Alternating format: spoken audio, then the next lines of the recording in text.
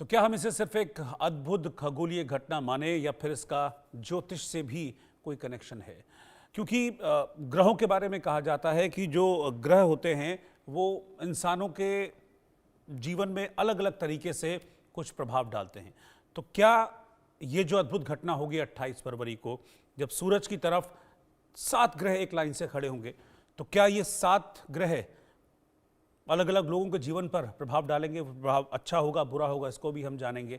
लेकिन पहले मैं ये जानता हूं कि इस पर साइंटिस्ट क्या है, यानी कि इस घटना का साइंटिफिक पहलू क्या है, वो पहले जानना जरूरी है। फिर मैं इसका ज्योतिषीय पहलू पे बातचीत करूंगा। Doctor B R. त्यागी इस वक्त मेरे साथ हैं। Doctor B R. Tyagi senior scientist हैं, विज्ञान प्रसार के साइंटिस्ट हैं, इस वक्त मेरे साथ जुड़े हैं। डॉक्टर त्यागी, इस घटना के बारे में कहा जा रहा है कि जो 28 फरवरी को होगी उसके बाद न जाने कब, सालों के बाद शायद इस तरीके की तस्वीर या इस तरह की घटना देखने को मिलेगी। ये रेगुलर होने वाली इस तरह की घटनाएं हैं, ये नॉर्मल है बहुत, या फिर क्या कहती है इस तरह की खगोलीय घटना? देखिए, मैं तो इसे नॉर्मली कहूंगा, क्योंकि अगर आप थोड़ा सा मैथमेटिक्स और ज्योमेट्री जानते हैं तो जैसे कि आप सभी को पता है कि हर ग्रह जो है सूरज का चक्कर लगा रहा है और उसकी एक निश्चित परिधि है जो कि गोलाकार नहीं है, अंडाकार नहीं है, एलिप्टिकल है। और हर एक का समय, जैसे पृथ्वी जो है 365 दिन में पूरा चक्कर करती है, ऐसे ही जुपिटर का है 14 साल का है, हमारा जो 1 साल है वो 14 साल में पूरा करता है। तो ये एक कभी इत्तेफाक ऐसा बनता है कि ये सारे एक ही तरफ आ जाते हैं सूरज के। जैसे कि आप रिपोर्ट में कह रहे थे, वो एक सीधी लाइन में नहीं आएंगे, एक तरफ आएंगे, ठीक है ना। तो ये एक तरफ आ जाएंगे, और ये आप गणना जो है, आजकल इतने सारे सॉफ्टवेयर हैं, उसमें आप पोजीशन डालिए कि ये सिचुएशन नेक्स्ट टाइम कब होगी जब ये एक तरफ आ जाएंगे। तो 2040 में जो है घटना होगी। और अभी अभी 6 ग्रह एक ही लाइन में आए थे। अभी बुध भी जो है, उस टाइम पे बुध नहीं दिखा था, बुध भी इसमें आ गया है। तो ये एज ए मतलब साइंटिस्ट होने के नाते मेरे लिए ये तो एक रेगुलर फिनोमेना है। हाँ, ये जरूर है कि कई वर्षों बाद होता है, क्योंकि ह्यूमन मेमोरी बड़ी छोटी है। अब 20-25 साल बाद होगा तो हम भूल जाते हैं, तो हमें रेयर लगने लगता है। इसमें कोई रेयर नहीं है, बड़ी नॉर्मल सी बात है। ये जो ग्रह है, घूमते घूमते एक ऐसा इत्तेफाक होता है कि सब एक ही तरफ आ गए, क्योंकि सबकी गति अलग अलग है, सबकी दूरी अलग अलग है।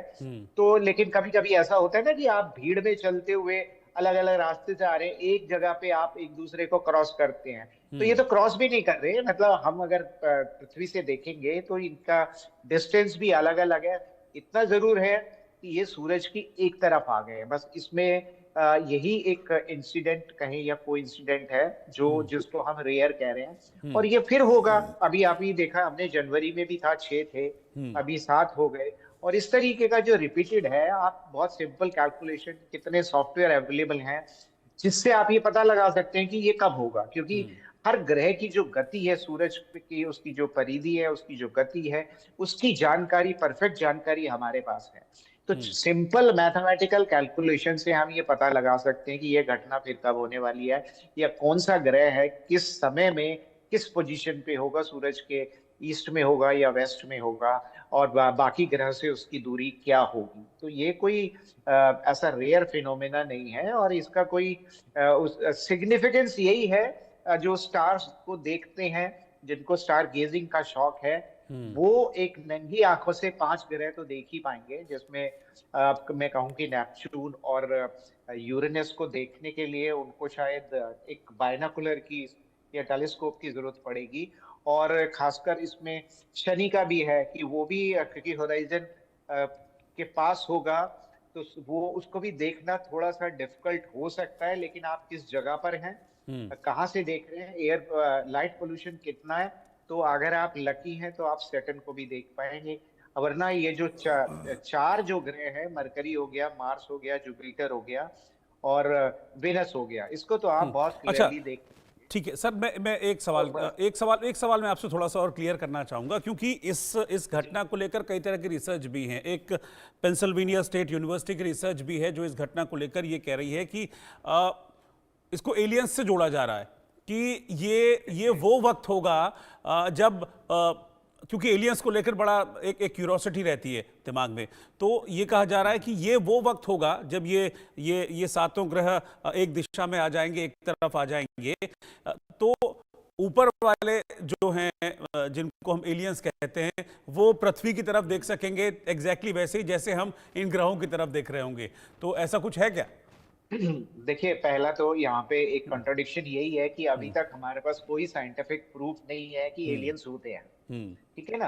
हम्म। और ये जरूर है कि क्योंकि पृथ्वी उस ग्रह का हिस्सा है, हम्म। हम भी उसमें शामिल हैं, हम्म। और हमें जो दिखाई देगा वो अलग तरीके से दिखाई देगा। अब कोई इस सौर मंडल से ऊपर है, क्योंकि अभी तक हमारी गैलेक्सी में हमें कोई ऐसा सिग्नल मिला नहीं है जो एलियन की प्रेजेंस को दर्शाता हो।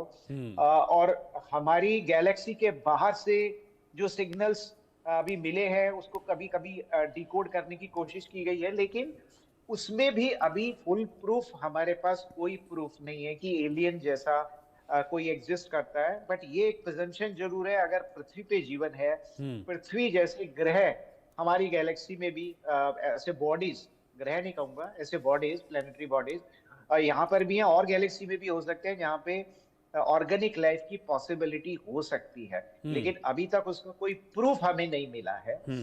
और लेकिन ये तो बड़ी साधारण सी बात है ना कि अगर आप ऊपर से टॉप व्यू देखेंगे तो आपको सारे ग्रह एक तरफ दिखाई देंगे, इसमें एलियन की बात कहाँ से आ गई? आप भी जाके आप चले जाइए सोलर सिस्टम से ऊपर चले जाइए, अभी अभी ये पॉसिबिलिटी भी है, तो आप भी उसको देख सकते हैं। क्योंकि आपने देखा होगा कि हम जब सोलर इक्लिप्स होता है, जब चंद्रमा सूरज को ढकता है, तो हम एक एक हाइट पे जाके उसको कैप्चर, उसकी फोटोग्राफी करने की कोशिश करते हैं। तो ऐसा हो सकता है, बट अब यहाँ एलियन की प्रेजेंस आप कैसे प्रिज्यूम कर सकते हैं जब तक कि उसका कोई साइंटिफिक प्रूफ अभी तक हमारे पास नहीं है। कोई भी डाटा, कोई भी सिग्नल या जो भी रेडियो वेव्स ट्रांसमिशन हमारे पास होता है, अभी तक वो ये स्टैब्लिश नहीं कर पाया कि एलियन होते हैं और ये जो सिग्नल है कोई और सभ्यता से आ रहे हैं। लेकिन हाँ, पॉसिबिलिटी जरूर इसकी हमें रखनी चाहिए कि हो सकता है जिस तरीके से पृथ्वी पे जीवन की उत्पत्ति हुई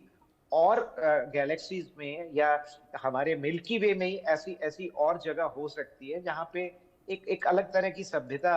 जरूरी नहीं है कि वो कार्बन बेस्ड लाइफ हो, वो जैसे हमारे कार्बन की 4 वैलेंसी होती है, सिलिका की भी 4 हो सकती है, तो हो सकता है वो सिलिका बेस्ड लाइफ हो, या और ऐसा कोई केमिकल बेस्ड लाइफ हो जो हमने अभी तक यहाँ पे ढूंढा नहीं है। वो हो सकता है वो वहां पे हो जिसकी वैलेंसी 4 से भी ज्यादा हो, लंबे लंबे मॉलिक्यूल्स जो है वो बन जाए और एक नया जो है वो लाइफ जो हो उसका स्ट्रक्चर निकल कर आए। बट ये सारी पॉसिबिलिटीज है, एक हाइपोथेटिकल लेवल पे हम सोच सकते हैं कि ऐसा हो सकता है, लेकिन अभी तक कोई भी साइंटिफिक प्रूफ एलियंस का हमें नहीं मिला है। ये बात हमें ध्यान में रखनी चाहिए। ठीक है, अब मैं इस घटना के दूसरे पक्ष की तरफ चलता हूं। किसी भी चीज़ के दो पक्ष होते हैं। अभी मैंने साइंटिफिक पक्ष माना, इसको जाना, तो साइंटिफिक पक्ष ये कहता है कि ये एक बहुत नॉर्मल फिनोमिनन है साइंस के लिए, लेकिन ज्योतिष इसको किस तरीके से देखता है ये मैं जानूंगा।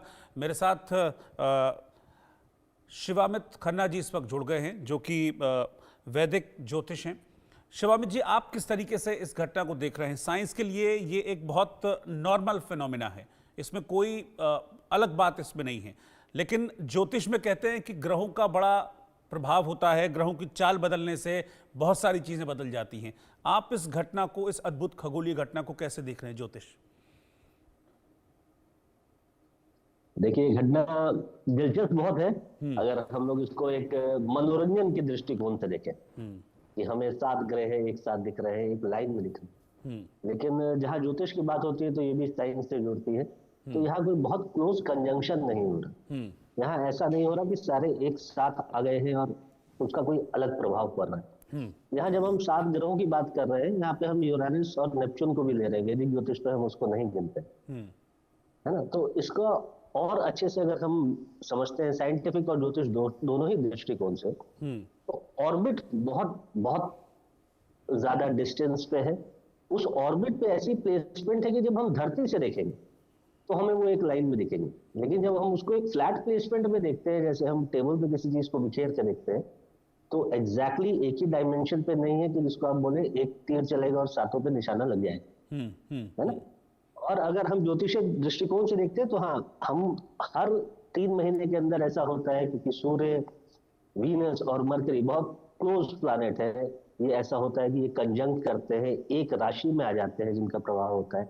मंगल इसके बाद है, वो भी आ जाता है। इस बार ऐसा जरूर हो रहा है कि चंद्रमा, सूर्य, सैटर्न और मरकरी कंजंक्ट कर रहा है, और एक्वेरियस साइन में कर रहा है, जो कि शनि जिसको गवर्न करता है, और शनि भी वहां उपस्थित है। तो कहीं ना कहीं ये घटना कुछ न, और 10वें भाव में कर रहा है। अगर हम उस दिन कहीं चार्ट बनाते हैं तो 23 का, तो वो 10वें भाव में ही कंजंक्ट कर रहा है। तो कहीं ना कहीं कार्य को लेके बहुत अच्छी एनर्जी उत्पन्न कर रहा है। वर्क फोर्स के लिए बहुत अच्छा है। मेंटल, अगर हम लोगों के मेंटलिज्म की बात करें, उनके इमोशंस की बात करें, इस दिन डिप्रेशन बहुत हो सकता है लोगों को। ओवरऑल अगर हम और बाकी प्लैनेट को भी केंद्रित करके देखते हैं तो जुपिटर के बाद वीनस